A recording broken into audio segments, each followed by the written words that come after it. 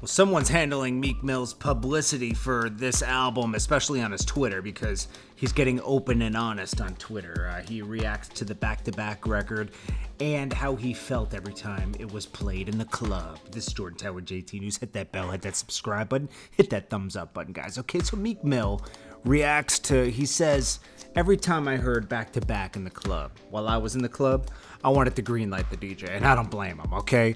It's almost like the DJ has no respect for you to not play that while you're in the club because he knows that, okay, it's a fire record that's destroying you, right? Meek Mill couldn't compete with that record, you know? It just had, it's Drake, okay? He could compete with the record. Meek Mill's a lyricist, but it's like it was hard to compete with Drake and his his star power. He tried to take Drake out. This is why I don't get that, because they're cool now. If I was Drake, I couldn't be cool with Meek Mill and give him a record. Or maybe you kill him with kindness. I don't know. It's like, I like Meek Mill. Don't get me wrong. I like Meek Mill and everything. But what he did, right, was he really tried to end Drake, exposing that he doesn't write his records. He had a ghostwriter. DJ Drama's just as guilty because he gave Meek Mill the references, okay? Remember when Meek Mill went off on the tangent? He said, "Don't compare me to none of the cats that don't write their own raps. The whole game know. For real, they scared to tell the truth. I can't wait to talk to these guys and sit back and act like they don't know." Now, the funny thing is, when he was doing this, he had a hit record out with Drake called Rico. That was the biggest record on that album, okay? Every record he does with Drake's pretty much on every one of his albums except for the last one. And those are always the biggest records, okay? It's just the Drake effect, So anyways, it says, "Stop comparing me to Drake too. He don't write his own raps. That's why he ain't tweet my album, because we found out."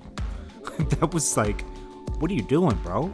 Like, you have an album out with this guy on it.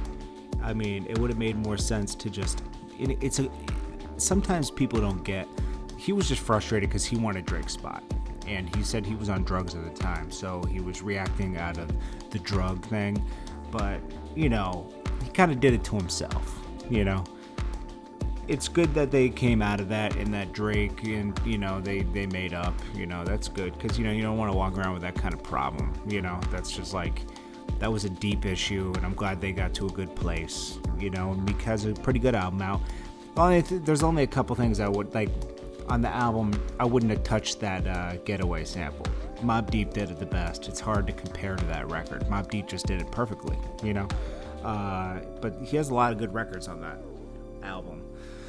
And then Drake's, it's more my taste. The Drake's last album was like, to me. It was cool, but like Meek Mill's more my style of rap music, So, and you gotta appreciate Meek Mill. There's not too many of Meek Mill left. Like, meaning he's a rare breed right now. Like, if he came out 10 years ago, there would be a lot to go along with Meek Mill, But right now, it's all different kind of rap. Meek Mill's still giving us the street rap, That's rare nowadays, So I appreciate Meek Mill in the game, as we all should. This is Jordan Tower with JT News. Hit that bell, hit the subscribe button, hit that thumbs up button.